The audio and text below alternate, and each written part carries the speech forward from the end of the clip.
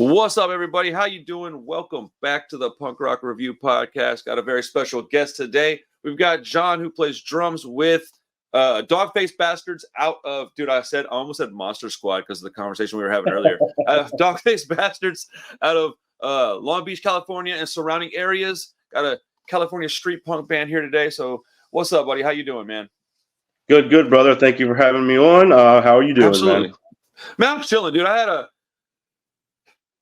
long weekend, but it was good. It's productive, but I'm good, man. I'm good. I went and took my 9-year-old daughter to a punk rock record release show in Austin, and then I went and filmed a music video yesterday. So I got a lot of editing I've got to do over the next couple of weeks. But I mean, what am I complaining about? A really awesome opportunity. So yeah, just a lot of work to do. Do what? So you only live once. Sorry, didn't mean to talk. No, for sure, dude. No, for sure. Like, I try to tell people because they're telling me, like, how do you do so much stuff? And I'm like, well, I spent a decade like on dope. So like there's 10 years I got to make up for. And then when you get to be 40 years old, you do start thinking about like, oh man, I'm going to die at some point. Like I'm half over with at least, And so, when you're young, you're like, oh man, live fast, die young. Bro, when you hit 40, I guarantee you your perspective changes. And so I just stay busy so I don't want to die and be like, man, if only I had not been sitting on my ass that last 10 years. So we'll figure it all out, though. You got any kids? Yeah, I do. I've got a kid. I got two. So nice. We feel you, man. I mean, as like you said, you get older, life catches up to you. And if you ain't living shit right now, you're going to regret it, Like, luckily, we're blessed enough to be able to do, for lack of a better term, blessed, what we're doing right now. And, just enjoy it while we can, really. 100%. How old are you? I'm 34. Okay, so we're closer in age than some of the other kids I talk to on the channel. I talk to a pretty wide variety of people. I've talked to everybody from 65-year-olds down to like 20-year-olds on here. So I don't ever know who I'm speaking with as far as age. I feel a little bit more 34. I actually feel a little more like we probably have more in common than I would have thought originally. So let's talk about your band, because ultimately the whole idea is to get to know the artists on these videos.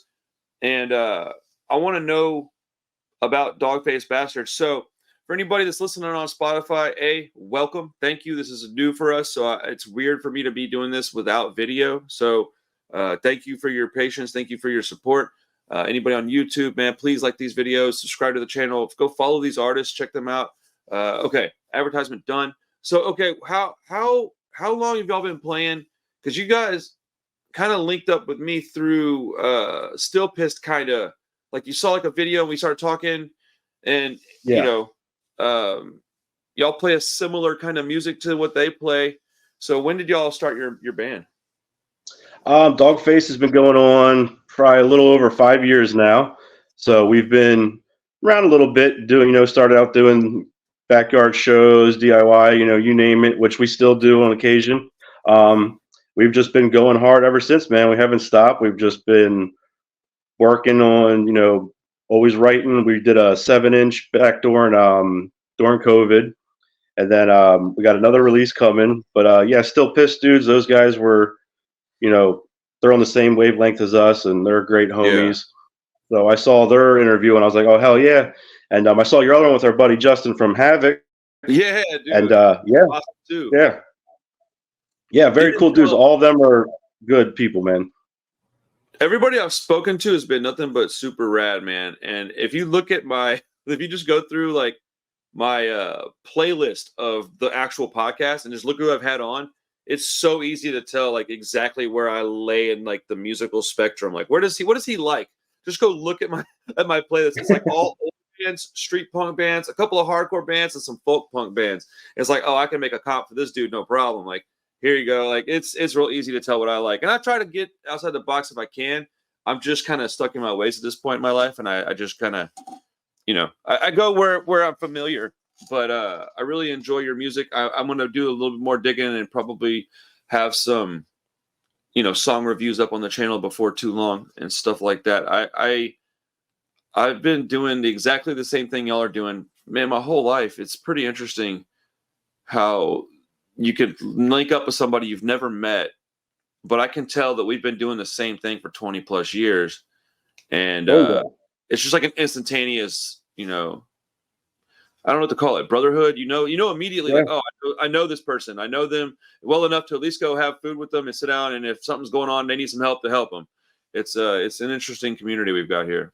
Yeah, community is definitely the word for it, man. Like you said, I've gone all over the world and I've met all sorts of people, and it's like it's the one universal, one of the many universal things. But punk rock, rock and roll, whatever we're all into, whether it be hardcore or whatever. I mean, it's a universal community, and it's kind of like a unspoken bond in a way. You know what I mean? Like you see someone like that guy, I get it. You know what I mean? I feel like you don't. It's like I said, it's an unsaid thing. It's beautiful. Yeah, 100%, dude. I have 2 comments on that. One, I was at the grocery store earlier when we were talking, and I was trying to get my grocery shopping just over with for the week. I hate grocery shopping, but I had on my hoodie and my hood was up, and I had on headphones, and I was listening. I'm doing some research for a podcast over covering the Descendants. So if anybody likes that band, we're covering them pretty soon. And I get this tap on my shoulder, and this guy's like, "Hey, man, I like your hoodie." And so we just start talking because I'm not going to be rude to anybody that's nice to me like that. So I was like, "Oh, cool, man." It turns out he's like an OG. Like I had no idea. He looked like he was close to my age. My man said he was 60 years old. And I was like, damn. And so we just kind of talked for a minute. I just thought it was cool because, like you said, it's unspoken, man. He saw me, was like, "Oh, that guy's probably cool with the stuff I'm into." And he just said hi. We talked, we exchanged info, and now I got another little homie out in the area where I live, where I'm kind of new out here. So, all right. But and then also, I don't know about you, but I listen to punk rock from all over the world, dude. I got a lot of French stuff, Italian, Spanish. I don't know what they're saying necessarily, but I know what they're saying. If that makes any sense.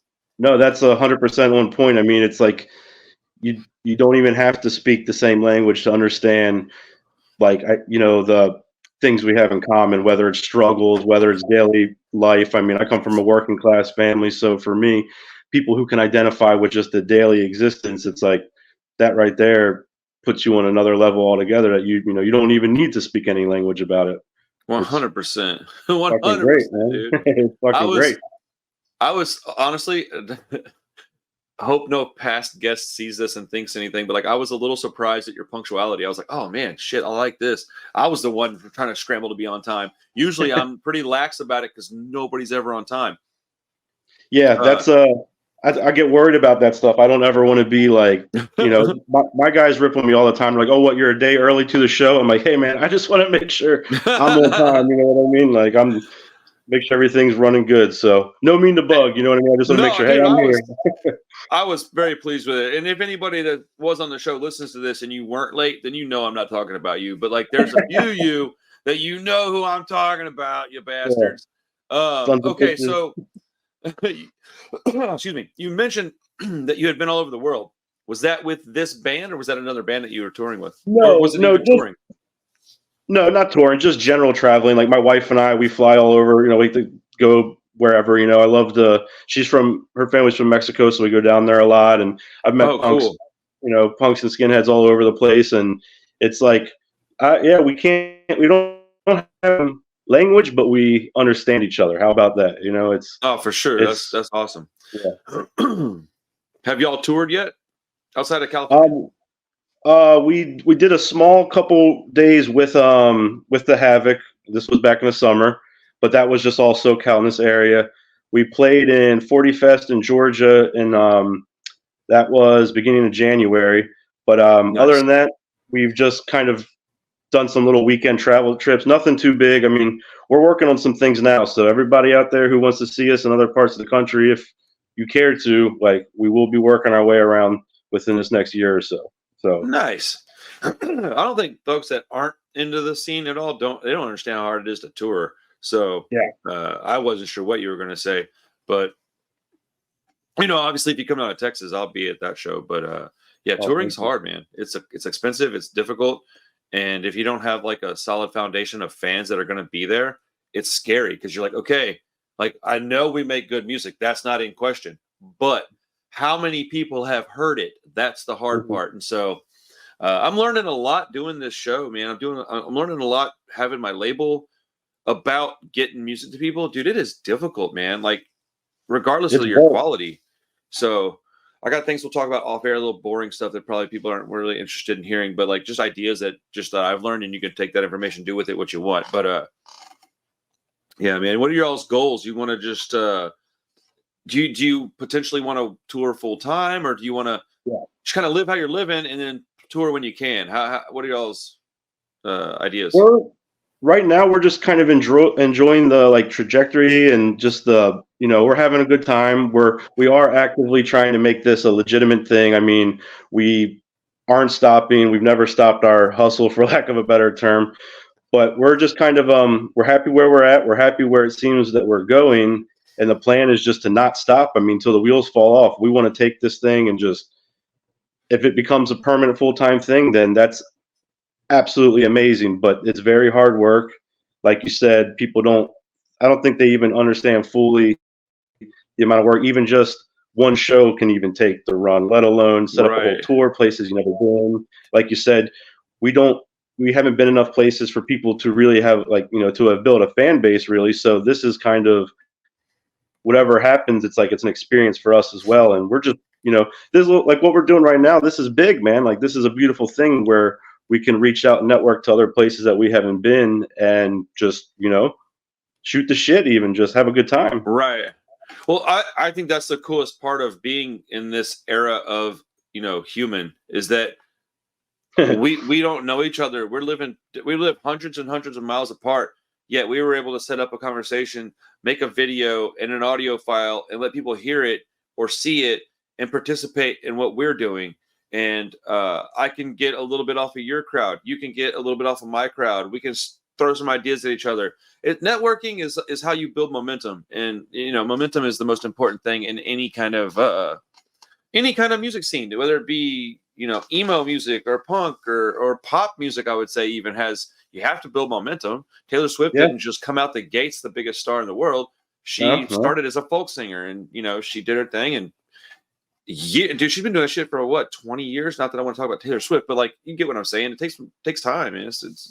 Well, it takes a village too, man. You know, it takes a lot of work. It's not just her. You know? 1000%. Yeah. If people think they can just do it by themselves, that's unfortunate, because it does take a lot of cooperation from others, a lot of people's time, a lot of dedication.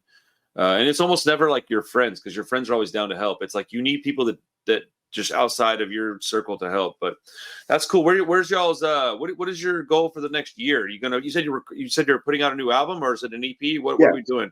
It's a full-length album. We're waiting for the pressing, so keep an eye on it. But it's going to be on Charged Records. It's like I said, full-length, 15 songs. I mean, we put a lot of time and work into that, and it's one of those things that we've been waiting so long, but got to make it happen right. But everybody keep an eye out for that. That should be coming out soon. Just stay tuned. We're already getting everything sorted out. That's badass. I didn't even know Charged was still doing stuff like that. I mean, I guess I should have assumed they were, but that's awesome. That's a like epic label to be a part of. Yeah, we feel honored to be part of what I grew up listening to, like, you know, bands like Antidote and, like you said, Monster Squad and stuff, like all that early 90s to early 2000s street punk was like, I don't want to say that's where I stopped, but that's kind of like where I latched onto. That was almost that's my childhood, essentially. I mean, that and like UK82, Oi music, all that stuff is just, it's always struck, you know, a chord with me. And to be able to full circle come back and be a part of that, and at least leave some sort of fucking shit stain on the face of punk, you know what I mean? I'm proud to be on it. You know, I think a lot of folks find it a negative thing whenever you're like, yeah, I kind of found my groove and then stopped. Because I noticed you're not the first person to say that, where you're like, oh, I didn't really stop listening. It's okay to stop listening to stuff past a certain date, man. When you're young, excuse me, and you're growing and you're getting your 1 second, I'm sorry. Yeah. Oh man, I don't know what's going on in my throat. But when you're young and you're developing your taste in music, I don't know, at a certain point, you don't develop new tastes. You find what you love. And like, even me, I'm constantly having to like update what's going on and listen to new stuff. And I like most of it, but I don't like it the way I like my favorites. I don't like it the way I like Rancid, Casualties, The Unseen, Bouncing Souls. Like, this is stuff that I grew up on. And I've had time with these bands. I've had, time to simmer on them and resonate with the lyrics. And, and also I was young. So it's the stuff that I just love. So I think that's nothing to be, I don't know. I don't think it's a bad thing for people to have those takes. You know what I'm saying? If I talked to somebody who was 22, they probably wouldn't like the same stuff that you and I like to the degree we like it, Yeah. It's a different, it means something different to people, different walks of life. And for me, it's like, I love all types of music. I mean, black metal, classical music, Herb Albert, you fucking name it. Hank Williams, like I across the board, I like music, but just what I guess radiates with me, that I guess it's almost a nostalgic thing, or just a stubbornness that never went away since I was a teenager. But this is just particularly where my heart's always been, what I've always related to. Like I said earlier, like, grew up in a working class family, so that, down to like that real struggle, that shit is just always going to be familiar to me. And for better or for worse, that's, what made where I'm at now. And that music's always going to represent that to me. Right. I know it sounds like I'm rambling, but no, not at all. I think that's where you can tell. Oh, man, how do I say this without sounding super gatekeepery? But like, you can tell like a lifer from a passerby, and and a lot of times it has to do with something like that. Like, how did you grow up? Well, I can tell you that all the guys that are like, I don't know, mainstays in my city, a lot of them I grew up in the same neighborhood as, so I know where they come from. I've seen them, so I'm like not even a little surprised that they're still, now that the guys that run the clubs, own the labels, put on the shows, but they're still doing the same things. And it's like, I'm not at all surprised they grew up like this. And there's nothing wrong with a vacationer, man. If you want to come in, pop in for a few years and then bounce, as long as you're not being a shithead, I don't have no problem with that, man. People change, dude. So I don't take it personally. Yeah, and I've got plenty of friends that, aren't punks or whatever, and like they can come out to shows and hang out. We all have a good time. It's just about having a good time. For me, like you said, like this has been a life thing so far, and I have a hard time believing that it's going to change, anytime from here on out. I mean, been about 22 years since I first got into this shit, and it just kind of snowballs and, flash. And then all of a sudden, 22 years later, you're like, damn, I still feel the same, Right. I mean, the fact that I'm still wearing this t-shirt like this, like, I mean, I've had probably 10 of these shirts over the years, because I've worn them completely out. Like, it's, I'm never going to stop wearing a Rancid t-shirt. Like, it's just not going to happen. But, dude, let's, what, I want to know more about you. What was your first show? Do you remember your first show? First show, shit. Yes, I do. It was back home. I'm from Baltimore, so where I grew up, there was a punk club called 10 Car Pileup, and it was always DIY. It was always just like underground punk bands. But I got into punk rock on my own, so I didn't have anyone to kind of show me a way. So when I first heard about that spot, I went there by myself, and it was just, I don't remember necessarily all the bands that were playing. I think there was one band, Wake Up on Fire. They were more like crusty tribal type of stuff or whatever. Not so much my thing right now, but they were incredible, and they were very active local bands. So nice. Kind of got into music to there, and like, how it goes. You find one band and then dig a little deeper. Holy shit! Now there's a whole nother world opens up to you, and it's kind of like I've been chasing that high ever since. It's like that excitement, that rush of your first time seeing something like that. Like, you've never seen anything until you walked in, and you're like, holy shit! Never ever did I imagine this was in existence. That's a good way to put it. Chasing the high of being in those situations, because like, even now I get really excited. Like, I went to go see Teenage Bottle Rocket like a week ago, and I love that band. So I like a lot of Ramones core stuff, a lot of pop punk, but when I say pop punk, I don't mean like radio pop punk. I'm talking about like more of like the Queers and Ramones and stuff like that nature. Ramones core stuff mostly.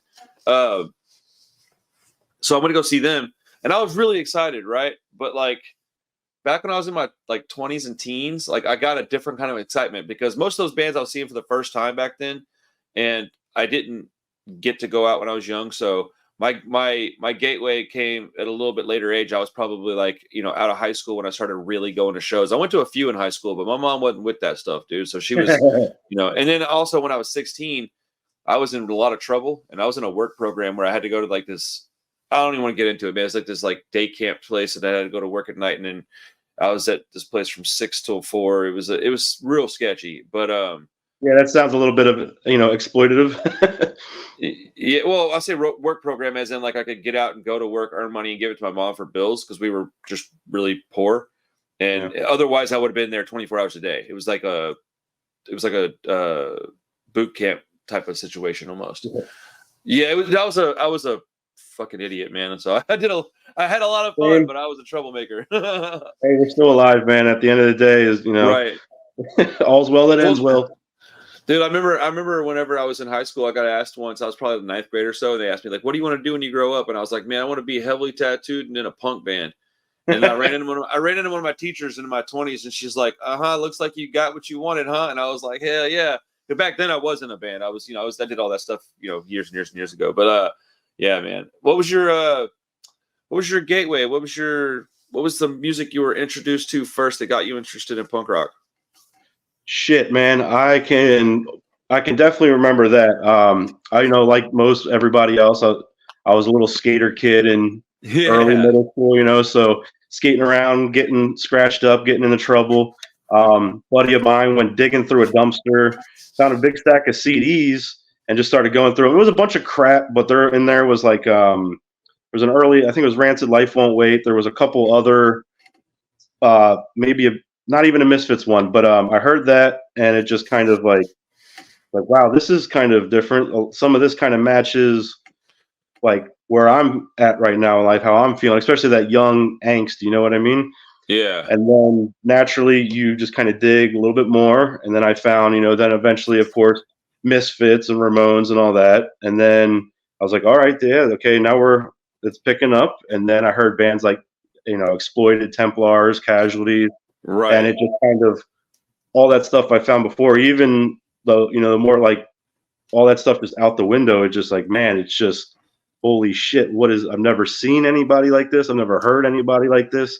And for once in my life, I had felt like, okay, maybe that represents, because I, like you, man, when I was a kid, I was in all sorts of trouble, getting kicked out of school.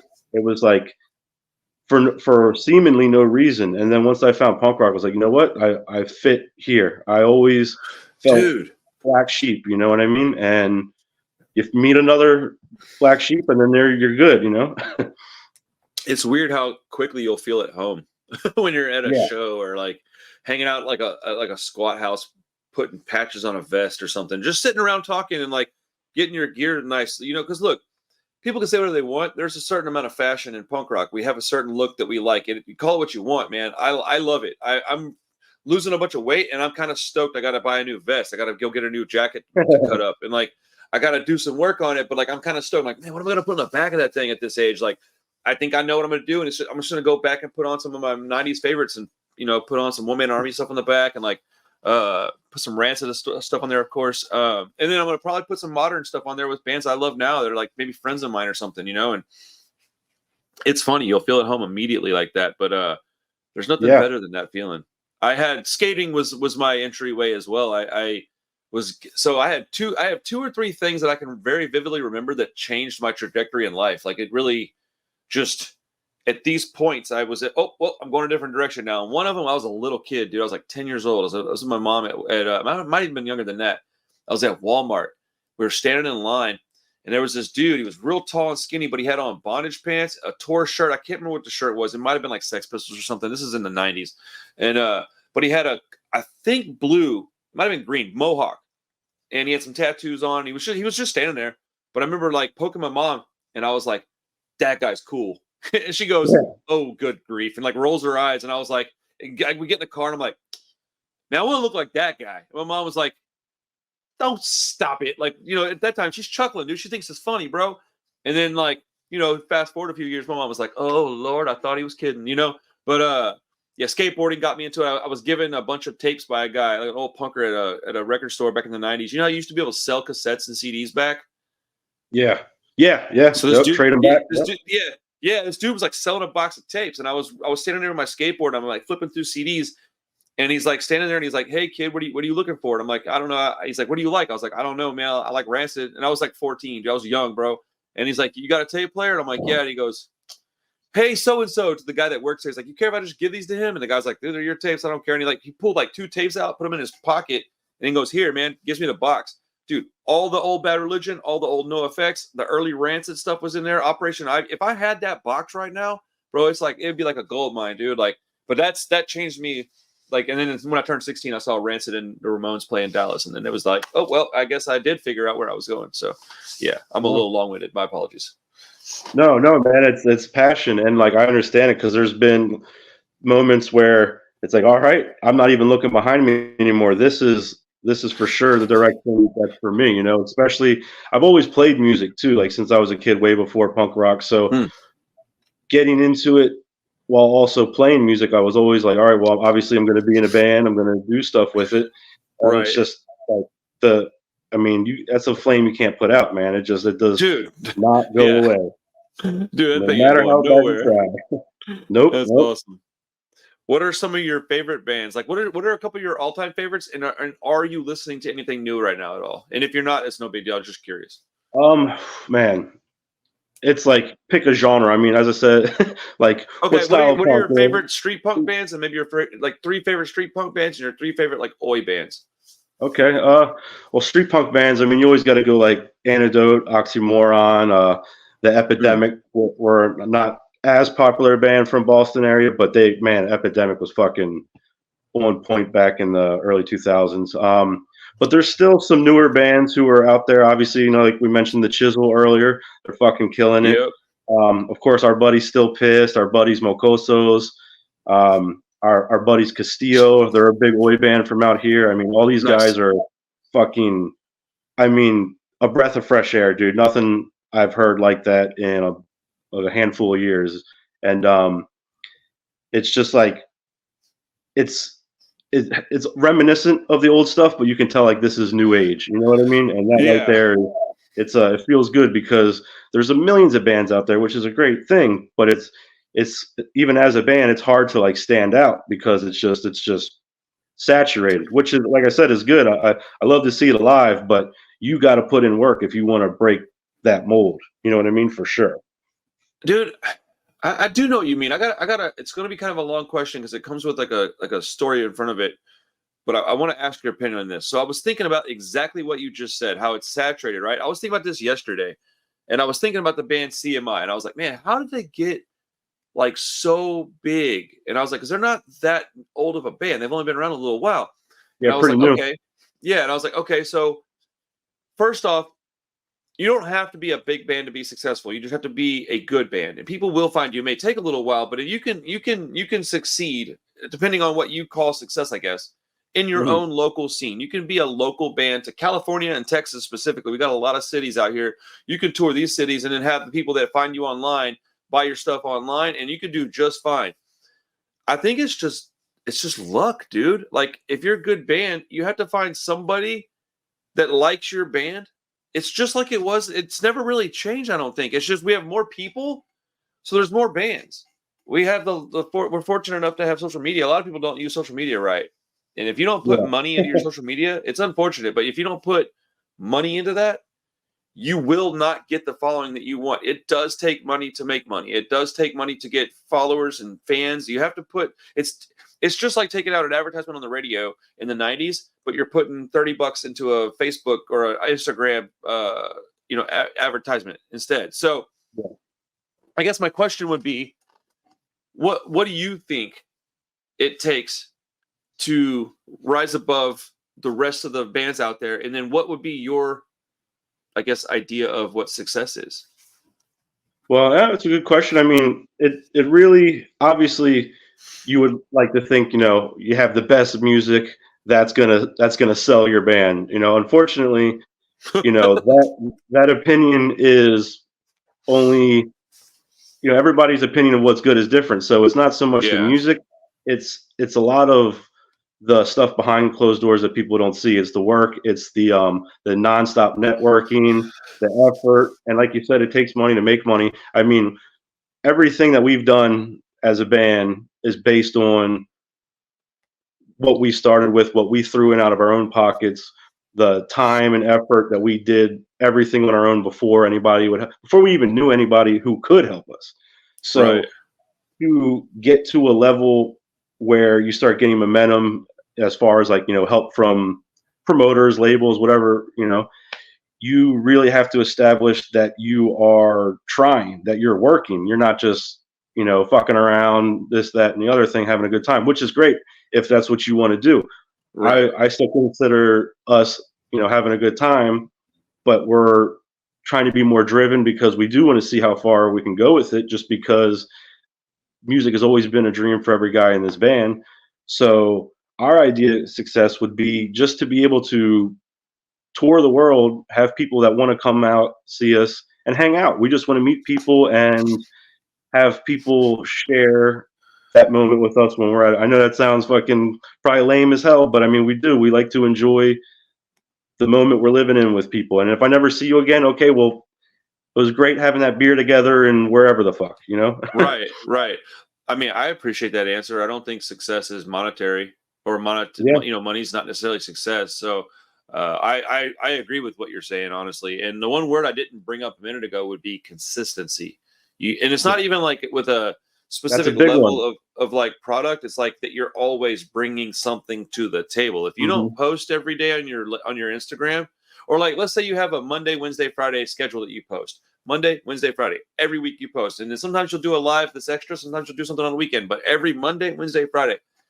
Dude, that algorithm recognizes that. And if you stop doing that, they stop caring about you too. So, it's not all about money, but it is about surviving. And you have to do certain things to make it to where you can go out. Like if you're from California, how are you going to get out to Philadelphia? Well, you have to have fans that are willing to go to the shows. The only way to get it's an interesting puzzle. Very interesting puzzle. I would say it's a blessing and a curse. It's great that anybody in the world can do it. It's also bad because anybody in the world can do it. But it's what you will make rise of it, above. If you're quality, you will rise above. Was it the cream always rises? Is that what the saying is? And if you're quality, if you're quality, you're going to get there as long as you don't stop doing it. The band I always point to is Apes of the State. You ever heard them? No, not familiar. Dude, it's like a folk punk band. It's just these two gals. Actually, I don't know if it's two anymore. I don't know if April has a fella or a lady doing stuff with her. But anyways, April's the one that's like the brainchild behind all of it. But dude, constantly posting stuff online, constantly showing new flyers, whether it's for the same show or not. New flyer artwork goes up. New song, boom, new video comes with it, man. And it's all DIY. She does all, dude. She pressed all of her own records, sold out of them. Pressed them again, sold out of them. And it's consistency, man. I look at her as a source of inspiration almost. I'm not doing the band, but I am doing other things that require people's attention. So yeah, that's awesome, man. I'm sure based on talking to you for just this 36 minutes we've been talking, I have no doubt in my mind that you'll get where you want to go. I still want to know more about the band. Oh, absolutely. What's up with the name? Where did it come from? How'd you guys come up with it?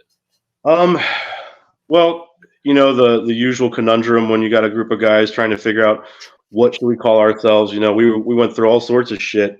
I think originally Dogface, the name kind of popped up because I believe it was some sort of military reference. But we just liked the way it sounded. Like, oh, that sounds. And then someone said Bastards, and we're like, well, that sounds mean and ugly. Fucking right. That works for a street punk band, right? I mean, there wasn't anything too deep on it. It just kind of was. I mean, ugly name, ugly dudes. So here we go. That's awesome.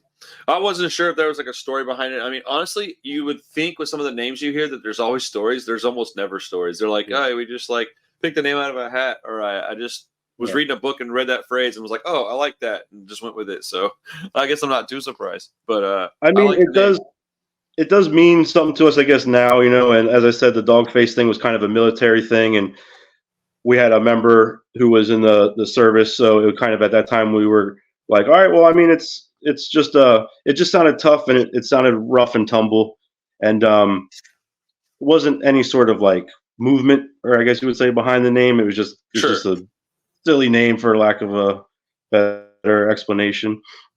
I like the name. Plus, you can always use DFB as like a little like abbreviated version. Yeah. So it's like you you could do stuff with that. You can make patches with that. Logos are easy to make. Yep. Like I was just curious. I like the name. So thank you. And it does, we've done all that, man. Do what? We've done all that. Put the DFB on everything. Yeah. I would think that I don't know why I said it like that. I do get a military. When you said that, I was like, oh, that clicks a little bit. Here's a question for you. I was a little surprised, based on the current climate, that you have an American flag behind you on the wall. I am not one of those types that's anti anything. I got my own personal beliefs. I think that we could probably run the country better, but I am a proud American. So, I believe in just kindness overall. But okay. I just find it interesting, would be the right word, that a person in a band like yours would have a flag like that on the wall. Why is it on your wall? What does it represent to you? For me, it's just where I live, man. I mean, our government has always been fucked. There's not one government in the world that has a clean fucking history. So there's no love for that there. As far as government goes, society is a fucking shit show, as we all know. For me, it's just where I live. This is where I was born, and like this is where I come from, and for better or for worse, like it. I mean, it's no more than that. Just home. I mean, a lot of people, they represent their city, and they live in a city that's, going. Like I said, I'm from Baltimore. Terrible place as far as violence and crime and poverty goes, but I'm proud of it because that's where I grew up, and that's what made me who I am today, for better or for worse. So it's kind of, I wouldn't necessarily even consider it like a patriotic thing either, because I don't get into extremities like that. There's people on both sides that tarnish the name of whatever it is they're claiming to stand for. 100%. If that makes any sense. No, actually, it's a great answer. I kind of feel the same. I'm very proud to be from Texas, and being a punk rock guy, like. People would automatically go, ooh, Texas, that's like a red state thing. I'm like, yeah, maybe, I guess. But I lived in Austin for a while. I'm from a city. I'm from Houston. So, like, I don't consider us, like, where I live now is a little sketchy because I'm out in kind of like the country almost.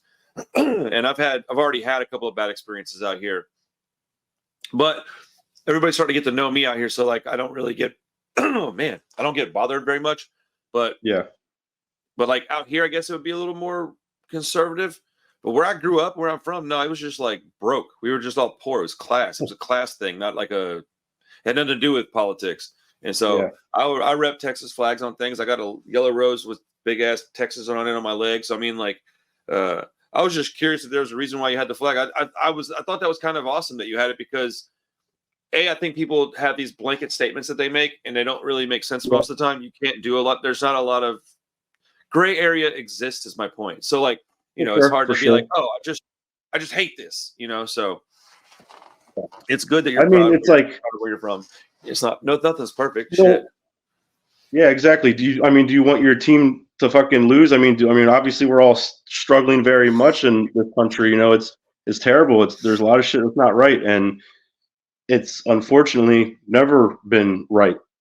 But I only have so many days to live, and to me, I can't just, like you said, broad stroke, paint everything black and white, and just without, that just throws any sort of intellectual capacity out the window if you're not willing to talk to people as humans first. And that goes on both sides. And that's why I don't play the politics shit in that manner, because it's just one side trying to one up the other, and nobody really realizes there's more similarities than differences, and we all eat shit and bleed the same.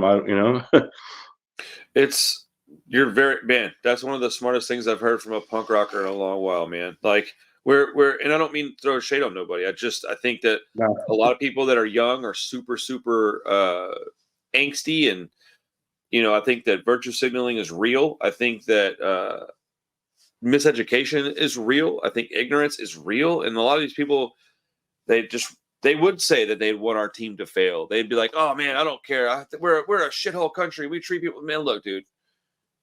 Yes and no. Like, sure. Yes. And that's understandable too. Trust me, I would love to see all the politicians that I know are accountable for what's going on in the world, whether it's the Middle East here or wherever. Like, those people do need to be fucking handled. It's easier said than done, and it's unfortunate, but the ones who make it that far are not doing it because they're nice guys finish last. They're not the ones fucking moral compass if they're making it that far in politics, that sort of thing. It's a tough conversation to have. It's yeah.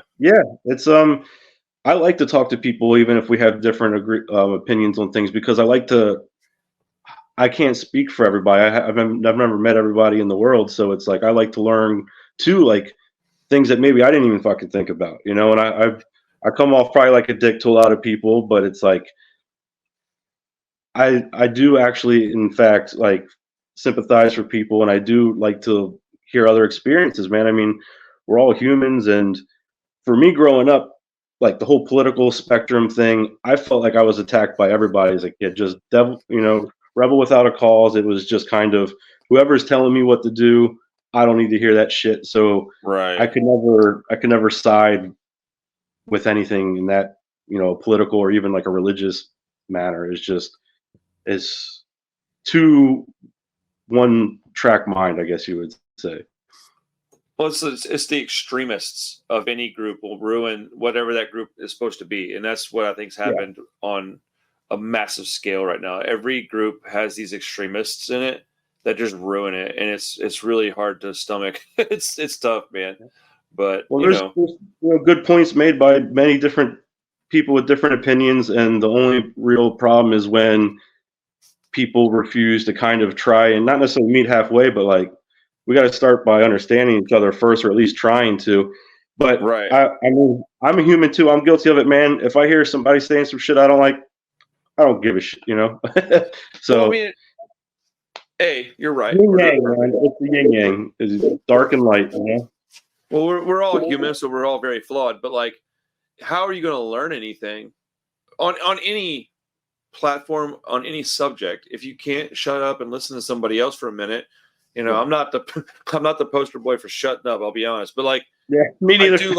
I do like to hear people's opinions, and I do like to debate things. I like to listen, I honestly, I have one of my strong suits is that I don't mind being like, oh shit, I was wrong about that. Like, I'm cool with it, man. Like, you gotta be able to do that so that you can grow.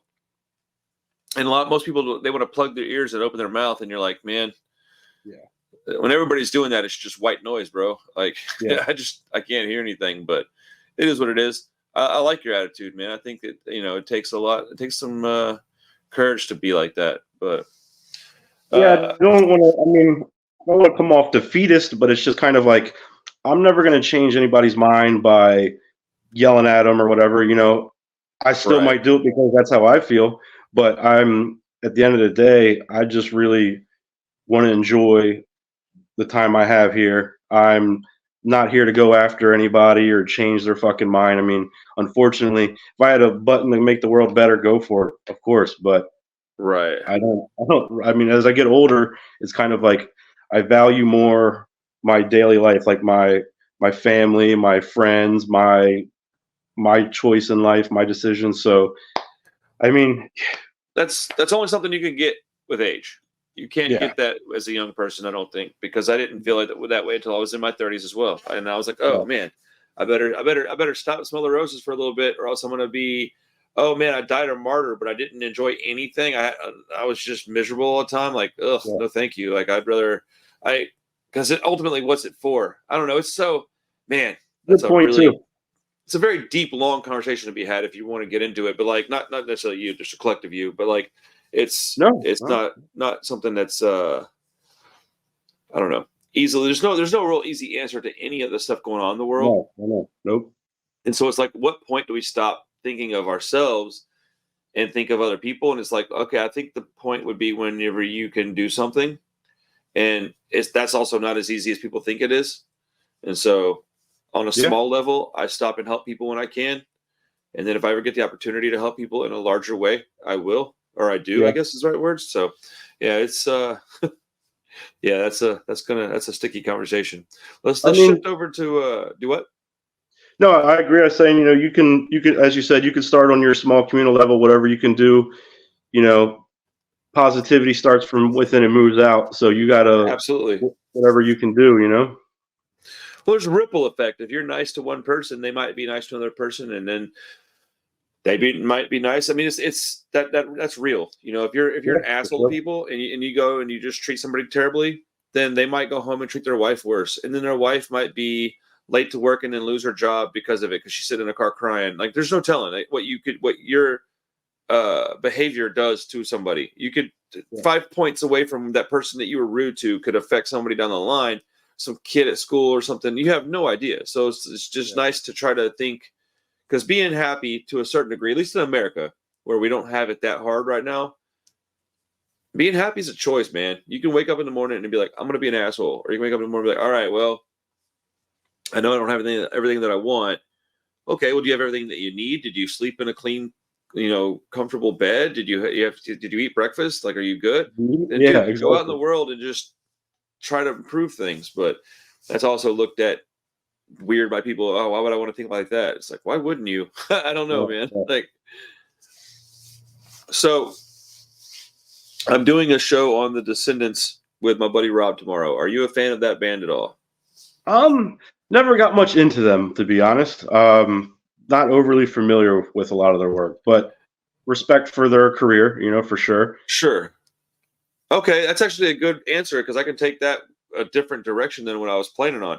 So I also fall into that camp. I never really got a lot into their music. I didn't care for it. And then today, in the last, 4 or 5 days, I've been listening to a lot of it to prepare for this episode of the show. And I was thinking, there's so many bands out there.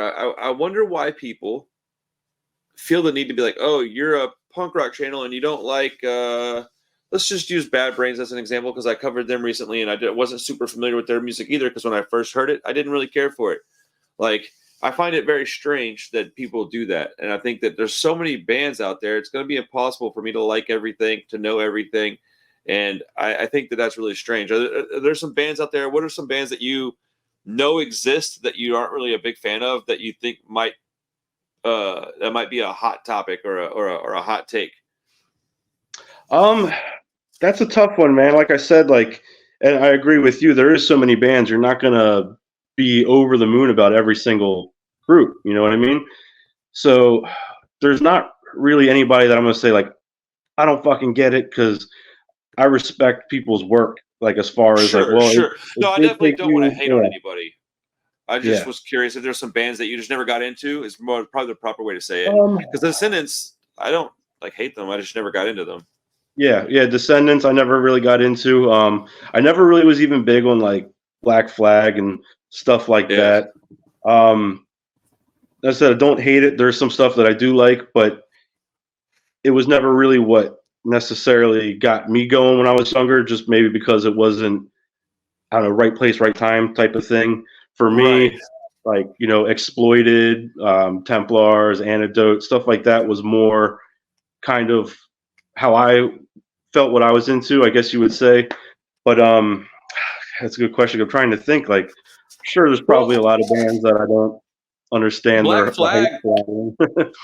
Black Flag and the Descendants, those are two big ones. And it's like, I think I think a part of it is a generation thing. So you said 34? Yeah.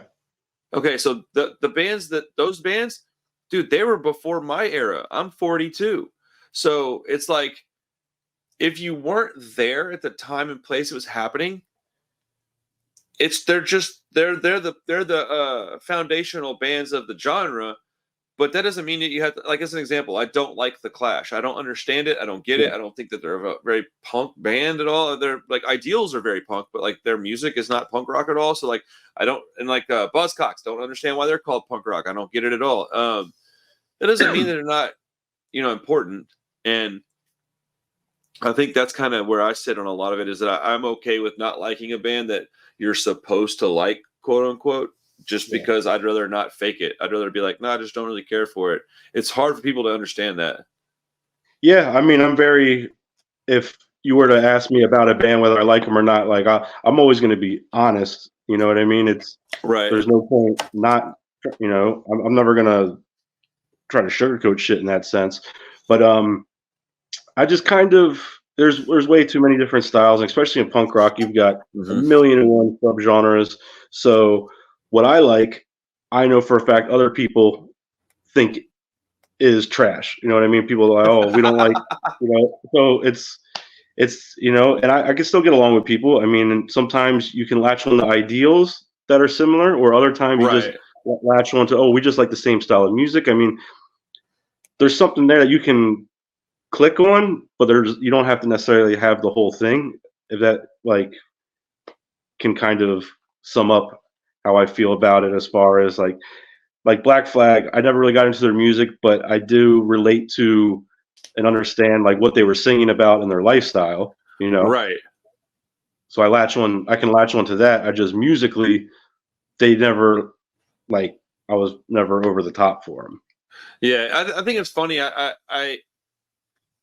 think that is, what's the word here? Like accepting and open that punk rock is. There's the other end of that spectrum, man. Like that is a pendulum, and it's both ways. And there's so many like gatekeepery, like look down their nose at you punks. And I think it's funny, man.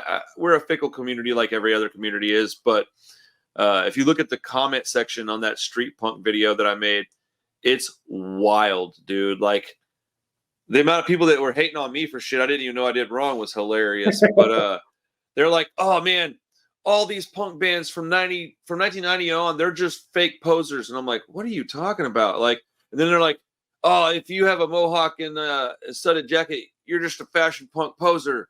And I'm like, what are you like? I don't understand. I don't understand. First off, why are you so angry? Like, why do you care? Yeah. Like, who hurt you, man? Like, why are you so mad? Well, I love the way this shit looks, dude. It's awesome. Yeah, I mean, my take is it's like you don't have to be all decked out to be true. And trust me, there's a lot of people that are to the nines who aren't true. And in 5 years, their asses will be fucking gone. So that, you don't have to dress. I just prefer it. I mean, it's just, why not be proud and rock what you like? If you don't like wearing studs, don't fucking wear them. For me, I just, I've always, that was one thing that I did latch on to when I was younger. Like, it caught my eye. I was like, whoa. Yeah. Like you said, the first guy you saw with bondage pants and a mohawk, you're like, that's, what the fuck is that? And so what? Well, I gravitate towards like screen patches and hoodies more than anything. Like, that's my jam. I usually wear like slim fit to skinny jeans, somewhere in that area, and like Vans. Like I have a very dude, you can look at pictures of me from 1995. It looked exactly the same, dude. Like, I've never changed. My clothing's the same. Only thing I might have better clothes because I'm an adult and I have a little bit better money than I used to have. But like outside of that, it looks identical. Like, and I don't understand the anger. Like, where's it coming from? These people get so mad in a comment section of a YouTube video, and it's like, if I made a mistake and I said something like, "Oh, this album was out on this date," I did that once in that video, and somebody corrected me, and I was like, "Okay, that I understand." But being like pissed about something and being like, these guys are posers, or anybody with mohawks a fake punk, like, I just don't get it. Like, edgelord stuff, it's so weird. I mean, I do enjoy reading the comments because it's hilarious to me, but I don't understand it. Like, it's like, what makes them not punk? The fact that they look like a punk rocker? That's weird. Yeah, okay. Doesn't make sense to me. Oh, God forbid. I mean, cliches exist in that sense because fucking that's what punks look like. Jesus Christ, you know what I mean? So now it's a problem. my buddy said, he goes, I bet everybody that said that is somebody that has like a receding hairline and can't have a mohawk. And I was like, dude, absolutely. They're jealous. Or they like don't look, or they don't look right wearing like the bondage pants. So instead of just doing it anyways, they get all self-conscious and don't, and then they hate on the people on the line. It's got to be what it is, bro.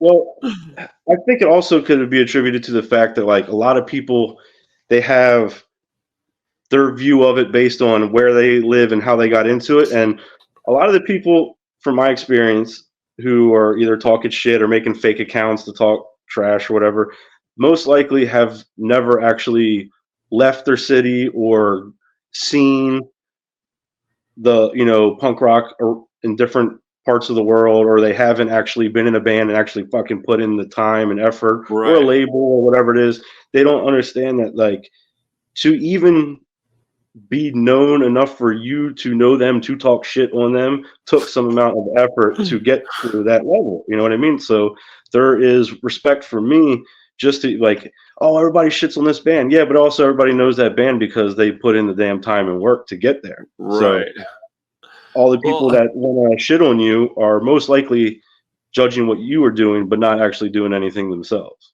Oh, that's almost guaranteed, man. The people that have the time to do that don't. It's because they're not busy doing other shit that's productive. But like, Yeah. you know, I might argue with somebody in the comments, but I can be. I'm guarantee you that I don't actually care. Like if you don't know me, you don't Yeah. know me, and Yeah. I know what I'm about. And I had one guy. The one time I said something to a guy, I kind of wish I hadn't because it sounded like I was flexing when I wasn't trying to do that. He said something about, I don't know, he was calling me a poser for some reason. I think I was wearing like a NoFX patch on my jacket, and he said the fact that I like NoFX, I'm a mall punk poser or something. And I said, well, I said, look, dude, I don't know you, but like, I own a label, I own a channel where I spotlight small bands, and I have a record store where I bring in anything I can possibly find from any band of any size. What are you doing? Yeah, exactly. I was like, what are you doing that makes me the poser? Like, do you have like 15 fanzines, 17 bands, you have 15 labels, and you run a venue? Oh shit, my bad then. Maybe you are more punk rock than me, but like, I don't fucking care. Like, I don't Yeah. know. I feel like I do stuff for my scene. That's what matters, right? I don't know. Maybe it's not what matters. That's what I thought. That's what mattered. Like, fucking. Yeah. Well, no, that's how I feel too. I'm like, you know what? Here we are. Like, I got into it like 22 years ago, and I'm still going. So as far as I'm concerned, like, well, it's not fake to me. I mean, I feel very passionate about what I do. I feel very in touch with the people around me who also feel the same way. I mean, I have a hard time believing that I'm full of shit in the sense that I'm just doing this to look a certain way. I mean, if that were the Right. case, I would have been over it. I would have been on to the next thing 10, 15 years ago. But Right. that's not how it goes. I mean, this is a way of life. I mean, and everybody who's into this knows that whether they dress this way, they like this band or not. You know what I mean? Well, I, for one, need to make sure that my punk point high is count. Count is high. I can't talk. But like, I think that's what people kind of have like this like idea of like a system where you're only this punk, and it's like that's stupid. Like, but I was thinking about the whole aesthetic of it, right? So if none of us wore band T-shirts, none of us had patches on our hoodies, nobody had a studded jacket on, and then I went to another place. Let's say I did go to Baltimore and you saw me and I was just wearing a white t-shirt and jeans and a plain black hoodie with nothing on it. You would Yeah. have How would you no know? idea you would have no idea that you could come talk to me and that we would likely be friends. Or if you didn't have a mohawk and you weren't wearing Chuck Taylors and you didn't have, a ass flap on your pants, I wouldn't know like, oh, that's a guy I probably have something in common with. So like, yeah, it's a kind of a uniform, quote unquote, and yeah, it can be a little corny at times. I can accept that, but I Yeah. like it. It doesn't matter what you think. Like it's such a strange thing to hate. Like it's so weird. Yeah. Well, it's just for me. It's like you're like you said. Like, how would you know? You're throwing out you're raising your flag and you're showing like, hey, this is who I am. I'm fucking proud, and this is me. And if you like it, then you get it. If you don't like it, you'll never get it. You know? Doesn't like every group or culture of people have that? I mean, like Native Yeah. Americans, they had a way that they dressed. Latinos, like especially out in like LA, like the cholos and stuff, dude. They have a certain way that they dress. For better or worse, gang members have a certain way that they dress. It's to identify like-minded people, whether it's good or bad is subjective. That's up to you. It depends on the Yeah. scenario, I guess. But like, it's an identifiable mark. Like, I don't know. It's so weird, man. And Yeah. also I like it because it's creative. It takes a lot of work to do all this shit. I don't think people outside of punk rock, I get the most compliments actually because they're like, dude, that's fucking cool looking, and I'm like, Yeah. yeah, it took Well, me like nowadays, 6 hours to put this one patch on the back. Like it's oh yeah, now back when I was a dude. One time I was at Walmart. My girlfriend was in high school, and I was like 19, or I think I might have been 18. I was dropping out of school or something. I think I might have been 19. I don't remember. But I was sitting at Walmart waiting for her to get out of school. And at the time, I had a mohawk, and I had on I think I had a baseball. I think my hat might have been just like what you're wearing. It was just a regular baseball hat, but backwards. But I had on a blue jean, like battle vest, a t-shirt on underneath it. I think maybe a hoodie on underneath the vest, and then like camo shorts patched up, but they were kind of dirty ass Converse, right? But I was sitting on the floor. I had a little bit of money in my pocket. I was just wasting time. I was reading a magazine. I was reading like a alternative press or something. I don't know. And this lady walks up to me, and she was like, I don't know, like in her 60s, and she's like, "Oh, are you okay?" And I was like, I looked up and I was like, "Yeah, me? Yeah, I'm okay. Why?" And she's like, "Oh, okay. You look hungry." And I was like, "No, I was like, no, I'm all right." And she's like, "Oh, okay." And then she goes, "Well, I'm gonna go check out, and when I'm gonna come back. I'll bring you some money." And I was like, "Sure, whatever." And I was just like, "Yeah, whatever, lady." Like I didn't believe her, right? And so she comes back around and she has like, I don't know, $5 or $6 in her hand. And she goes, "Here, you take this and go get something to eat." And I was like, "All right." And then like I'm taking the money, I'm like putting it in my pocket, and she goes, I can't leave without helping you." And she opens her purse and gives me like $50, dude. And she's like, "Are you okay? Are you sure you're okay?" And I stood up and I was like, "Ma'am, are you under the impression that I'm homeless?" And Exactly. she goes, "Well, and then she got kind of embarrassed, and I said, "No, I'm fine. I've got money. I got food to eat and stuff." I said, "You'll see a car outside with a bunch of punk rock stickers on the back window. That's my car." I said, "I kind of live out of it, but I'm good." I was like, "No, I'm not like homeless. I live, me and my. But it was so funny. She's like, "Well, just keep the money and like, you know." I said, "Well, what if I go buy beer and weed with it?" And she goes, "Well, whatever, just do something with it." And I was like, "Damn, that lady was awesome." But like, it Yeah, was hell like yeah. the most. But that's what looking punk rock will get you. Was my point. I just thought it was a funny story. I forgot all about Yeah. that. Like, old women at Walmart are awesome. Now, nowadays, it's much more, you know, I get more compliments, I guess you would say, when I go out from Right. regular people. But when I was coming up, dude, you walked outside, that was like a guarantee someone's going to mess with you or try to fight you or cops are going to Yeah. pull you over. I mean, guaranteed trouble no matter what, you Well, know? the reason that story is so important and so like funny to me is because that was one of the few positive. I was probably back in like 2000, 2001, somewhere in that neighborhood. That was 22 years ago or more. So, Yeah. you know, like that was one of the few positive interactions. That same month, I was with one of my buddies, and we were at a park just hanging out, popping fireworks. It was the middle of summertime, and this big group, and I mean, like, dude, there was like 15 of them. These big redneck dudes were like, "Hey, y'all can't hang out here." And we were like, "All right, man, we'll get out of here in a second." And they were like, "No, we don't like punk rock. Call me, F word and this and that." Oh, yeah. And I was like, Oh, yeah, and I we were got that like, all the time. "Yeah." And we were like, "All right, man, like we'll get out of your park, dude. Just let us gather our things." And it was me and my friend David, but we had a dude with a broken arm with us and a young girl, like his sister or something, with us, right? And so we were far outnumbered, and we weren't trying to fight these guys. But my buddy David was kind of a hothead, and uh, I was trying to get him out of there. And man, I don't know. We end up dissolving the situation, right? And as we're leaving, one of them, like, I don't know if he throws something at the car or does something, and then one of our buddies that was in the car with us yells out the window, like, "Fuck your mother," or something like that. And it set them off so much that we didn't know this, but they ran across the street. We didn't even know they were doing this, bro. And then they just turned their headlights off and followed us. We pulled up into a gas station to get gas and probably cigarettes, and just started getting the shit kicked out of us, dude. Like fists coming through the window, bam, and just punching us in the face. Oh, dude, it was wild. We got into a very, very bad fight with a very large group of people, and had I not had a weapon, I don't know what would have happened. But yeah, Yeah. I don't know, dude. That's the kind of stuff that happened because we were just the way we were dressed, Yeah. Yeah. No, nothing more than that, you know? And I think that is something that this newer generation, it's like I don't think a lot of people, they can just go on YouTube or TikTok or whatever and they find it.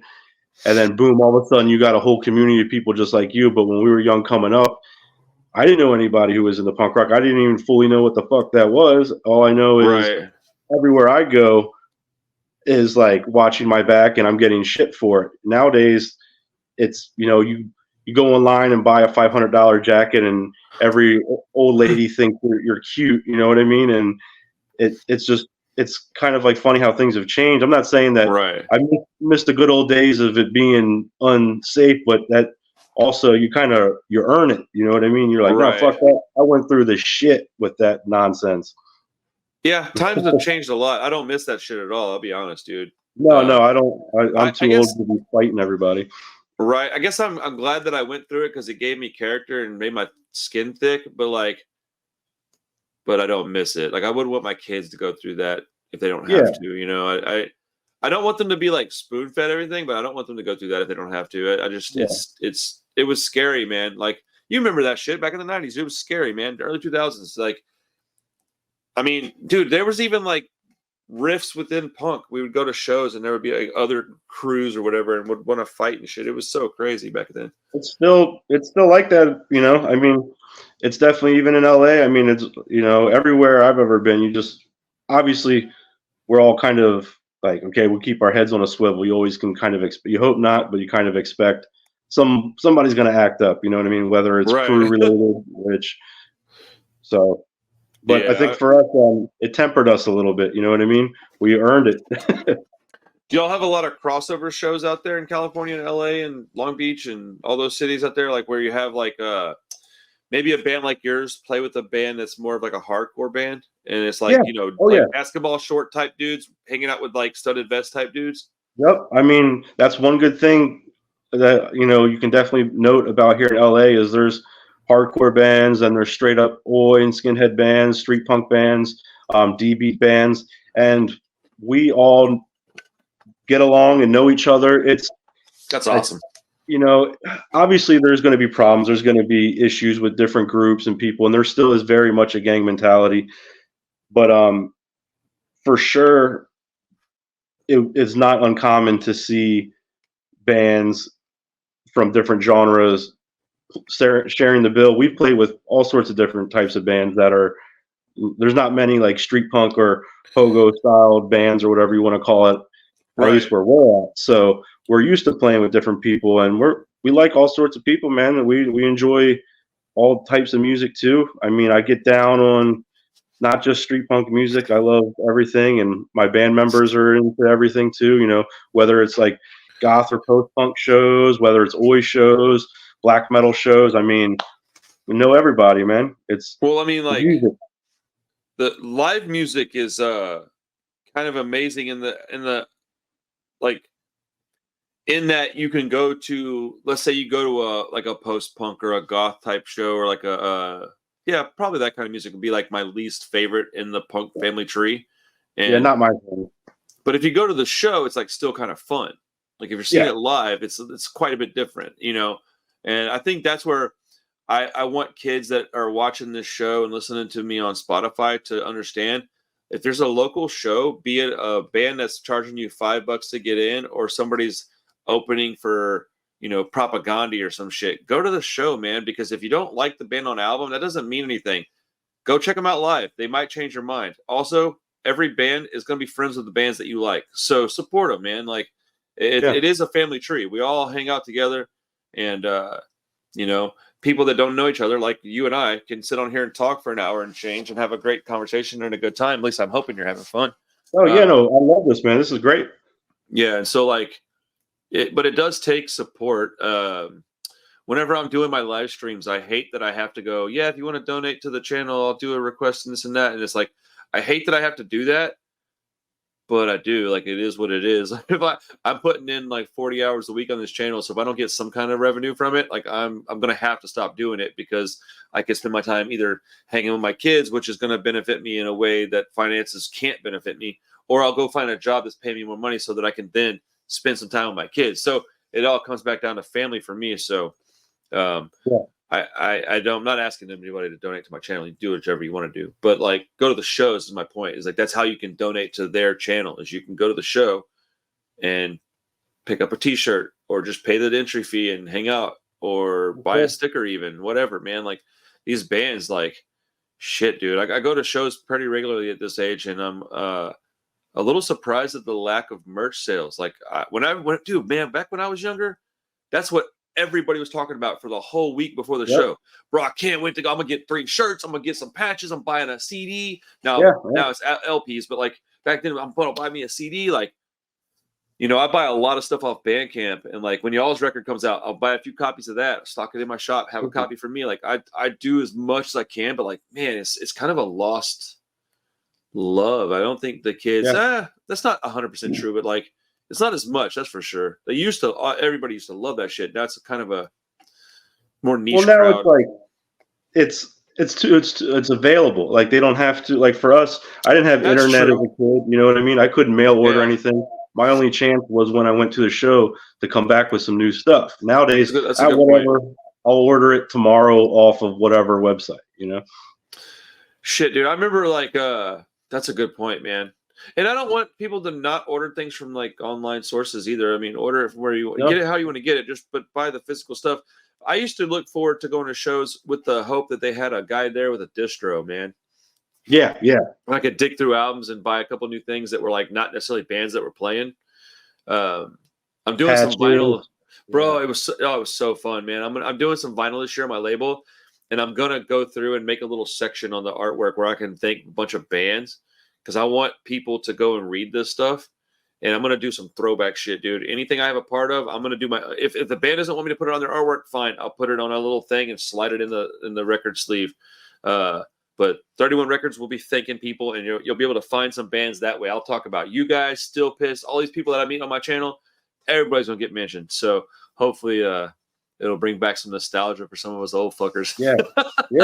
I mean, that was half the excitement for me getting into punk was like, right. how you got stuff that nobody else had, or that you physically found it. It wasn't, you put in the work to go there and actually like meet the people. If you were seeing a band, you were actually going to fucking talk to them. It wasn't just some, mainstream shit where you see them on TV and you'll never ever be able to have a conversation. Like, it was real. And I still personally, like, I don't book many shows on my own, but when I do, I still like to do paper fucking flyers and go hand them out, tape them around town. People are like, well, what the fuck is this? I'm like, right? 2000 called and wanted shit back. And but, I mean, there's something personal there. You know what I mean? When you are actually, same thing when we're selling merch, like just talking to people.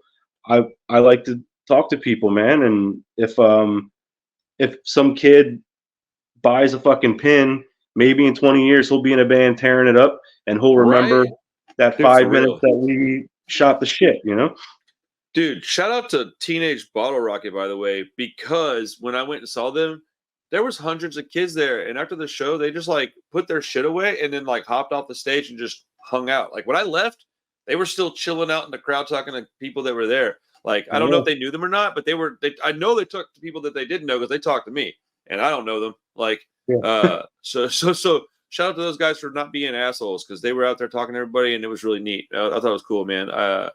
I'm not cool, so I don't have like any kind of like it's never been my goal is to be like the cool guy. I just want to be honestly, I'm probably like the annoying guy that wants to interview everybody. Like nah. That's awesome. I mean, almost everybody in my band is pretty quiet and to ourselves. We don't want to be like necessarily in the limelight. We're not, but we want to talk to everybody. If we're not playing a show, we go to shows. We're going to be right there in the fucking pit. We're going to be chatting it up with everybody. We're going to be buying merch. I mean, it's just how it's been for us since we were young, and it's something that's always part of us. I mean, just going to shows or even stuff like this. Like, it doesn't even have to be necessarily at a show, but doing something related to our passion is just like, that's what we're living for, man. And it's different nowadays for sure, but still got the same mentality, I will say that there are some positives that come from, I guess the word would be technology. So from all that stuff, I find it, I am a pretty optimistic person. So whenever there's something, I'm like, man, back in the day, it was like da da da da da. Well, with the technology comes some opportunities. And so I don't want to just dog on it all because like there's a band called The Disables and there's a band called Top Novel. I'd never heard of these bands until yesterday, but a guy that was watching my live stream from freaking Sydney, Australia was like, hey, man, would you check out these two local bands?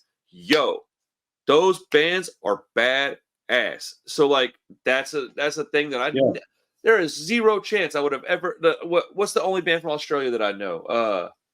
What's that band's on Fat Records? I think they're from Australia. Shit.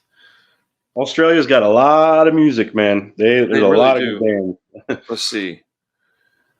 There's a but my point was that back in the 90s, I only heard of a handful of those bands. If you weren't from the US, I only heard about you if you got the fortunate signing to either Fat or Epitaph. maybe even Charged, or there was a couple other. What was the other? Punkcore. Punkcore Yeah, got some stuff Punkcore. out of Mexico and stuff. But like, if you weren't a pretty substantial band, then I wasn't going to hear about it because I just didn't. Let's see. Frenzel Rom. That's the band I was thinking of. Frenzel Rom's from Australia. But like outside of that, I didn't know any Australian bands when I was growing up. But yeah, dude, the world's a big, big place, so we have to get linked up somehow. But yeah, I mean, it's like you bittersweet. said, yeah, exactly. It's bittersweet, and it is good in the sense that we're able to do shit like this. You know what I mean? Like this is Right. rad. To make it, it's definitely a fucking lot easier when you're trying to book shows. Bro, You know, can like only imagine. Jesus Christ, I just message the guy right now versus or fucking carrier pigeon and light a letter and smoke signals. You know, Dude, come on, smoke signals. He's like, I think I can see some stuff coming Yeah. from that house. Oh, he's trying to talk to us. Morse code. You know, Morse code, dude. Let's go. Yeah, dude. I don't know well, how no, we got. that was 2 consecutive beeps. He said, "No way." You know, no, it's good. What do you got going on in the near future in your town? Any good shows coming up? Let's see. Yeah, well, there's always something going on out here. That's the beauty of it. There's a lot of shows, a lot of activity. For us, we have another gig coming up February 24th, next Saturday in Monrovia, California. It's actually a like a Narcotics Anonymous show. So it's like a sober punk show. So I mean, not all of us are sober. Some of us are, but I respect that people are able to take charge of their life, and a lot of those guys are old ass punks. Are still doing it. Like D-Cry, they're an old '80s band, and they always put on this show like once a year, and they always have us, and it's an honor and it's a blast, and it goes to show that this is more of a lifestyle than just getting fucked up all the time, you know? Right. Yeah, I'm 10 years on the wagon, so I totally respect that, man. I mean, that's a dark. Like, look, I'm kind of the mind that an adult should be able to choose what they want to do as long as it's not affect. Like, if you're a parent and you're like a heroin addict, I'm not really seeing any positivity in that. But like, if you're single and you ain't got no kids and you want to be a junkie, dude, like, I don't think you should do it, but that's up to you, man. So saying that, all I'm saying is like, I ain't judging nobody. You do what you want to do. If you're not hurting anybody, then that's between you and well, you. But exactly. Yeah. And I respect it, man, because it's tough. You know what I mean? I can imagine how hard it is with the temptation, especially being in a subculture like punk rock where drugs and alcohol are, I mean, almost part of it as much as the music, you know? Specifically beer and I drink a lot of beer. Yeah, but I only reason I don't drink is because I mean I'm a bartender part time, bro. I'm not judging nobody, man. Like you do what you want to do. I don't drink because I don't have the self control to not buy other things. I can drink but I don't know how to like get like a buzz going and not go buy a bag of powder and be like, all right, I'm gonna go party.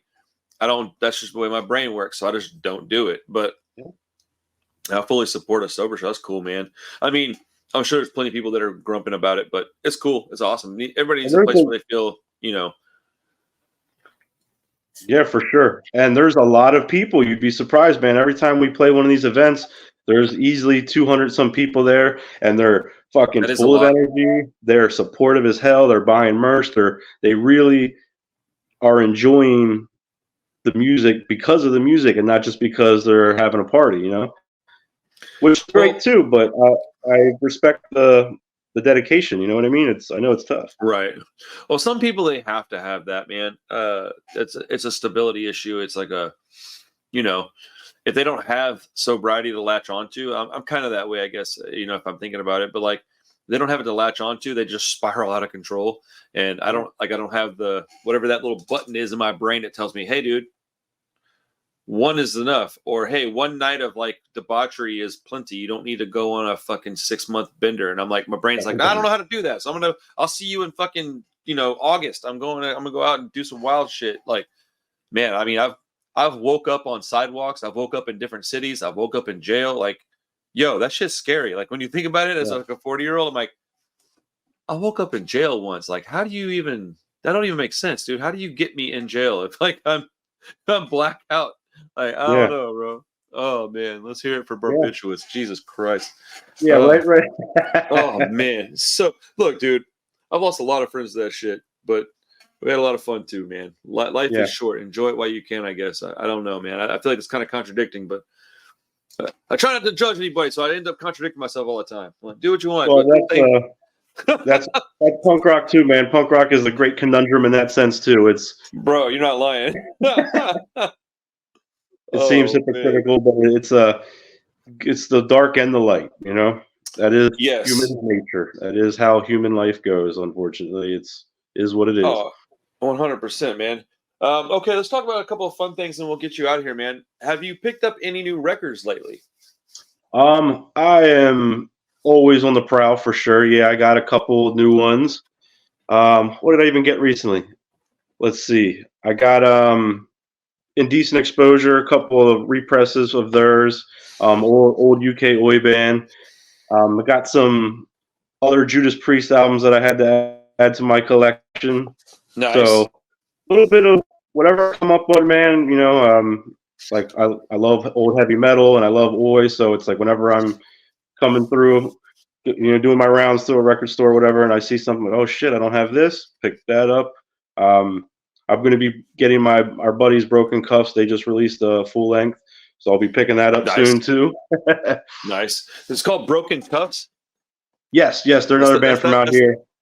Okay, I'm gonna look them up, and then if is it like street punk stuff? Yeah, we play with them a lot. Good friends of ours. Great band, great dudes. They're fun. You'll definitely dig them, man. They're great dudes through and through. Nice. I'll probably reach out to them on Instagram or something too. Just tell them to look out for a knife crime. That's my Instagram. For sure. But dude, give me 5 seconds. I have a box. I'm gonna go grab it. I'm gonna tell you what I picked up in Austin this past weekend because I don't even remember off the top of my head. Hold on. Yeah. And now a word from our sponsors.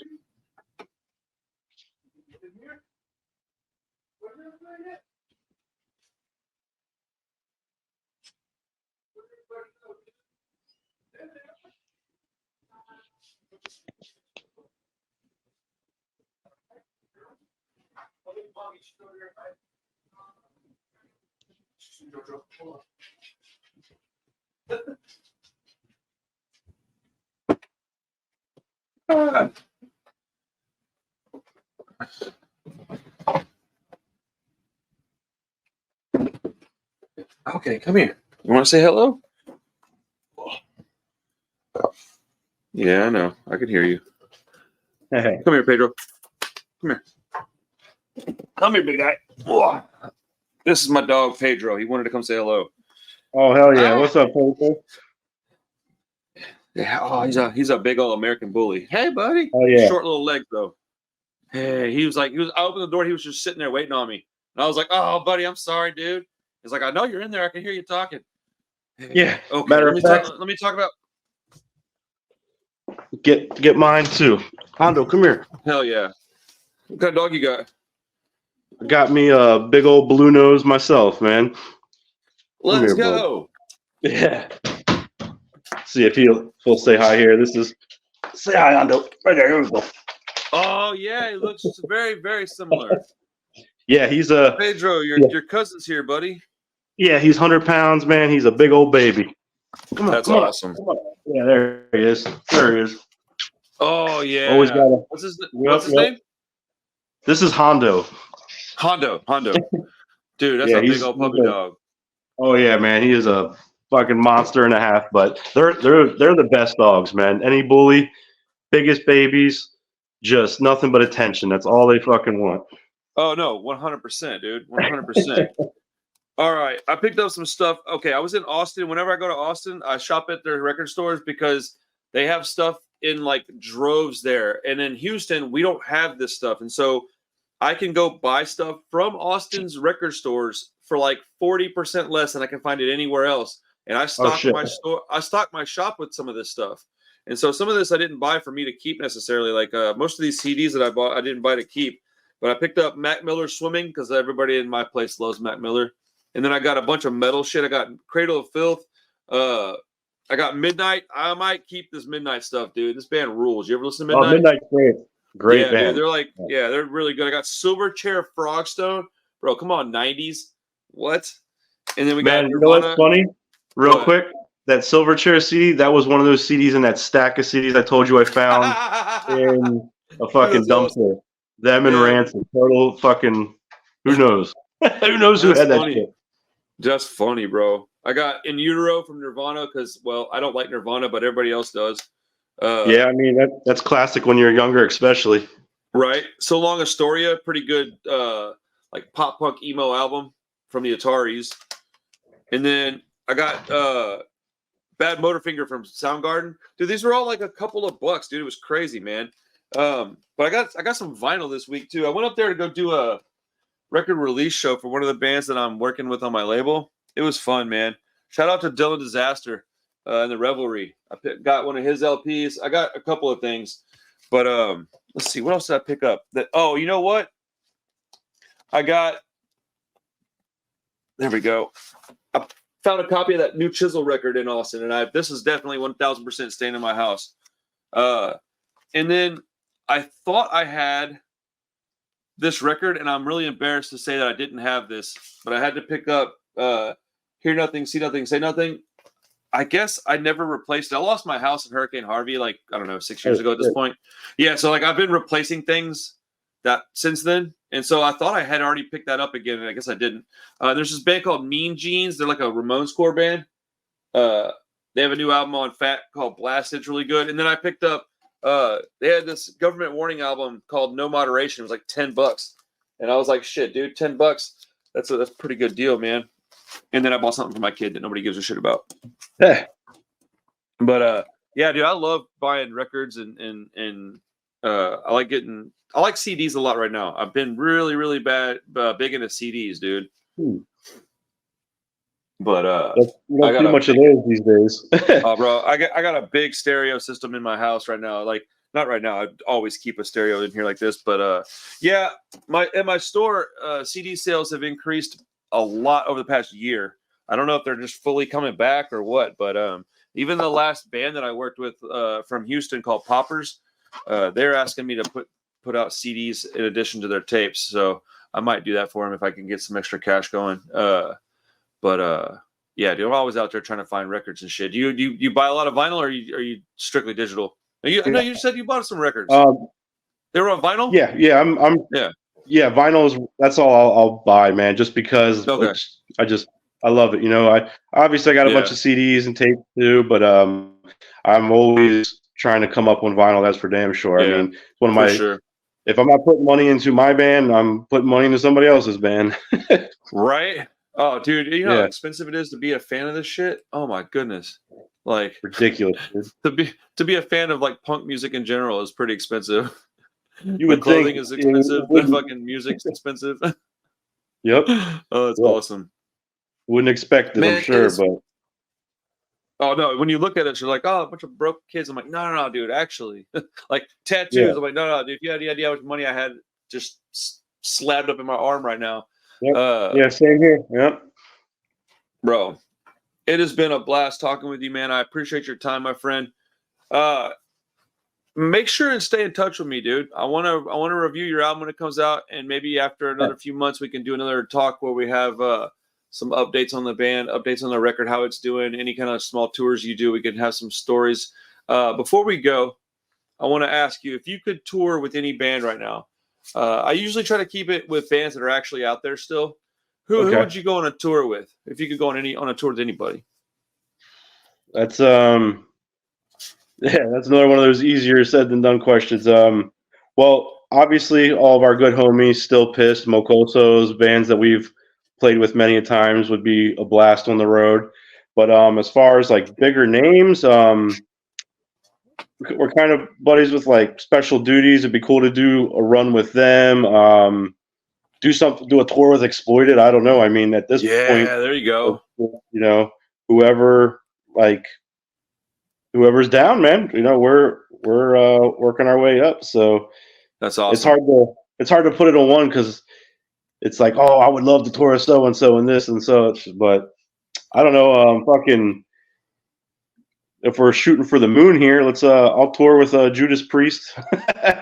Well, dude, that's the answer though. It's like who would you want to go tour with? Like I always ask it because you never know what kind of answer you're gonna get. Yeah. And I've found a lot of the times it's basically what you're saying. It's like, oh man, my best friends, and then it's like, okay, now who's like the one that I want to go to? Like, yeah, who's the superstar band that I want to tour with? And like mine would be like, oh, I want to go tour with all my guys in Generation Exit and stuff, but I would also like to go tour with Rancid. You know what I'm saying? Like that kind of thing. Yeah. Hey, Judas and you know Priest what? would be pretty dope.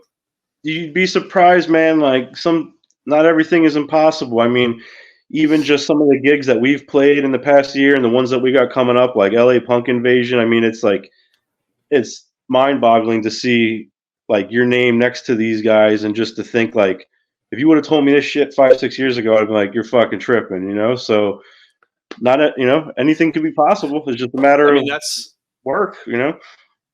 That's how I feel about my channel. I'm like surprised that I'm able to do what I'm doing. I'm at like almost 4,000 subscribers, and it's all punk rock content. That's it. There's no, fluff. There's no pop. It's just what I love, and I'm getting cool people on the channel to talk to, and varying degrees of fame, I guess is the word I'll use. Like notoriety. I don't know the word, but like varying degrees of music of bands out there. I'm talking to all these people, and it's pretty amazing.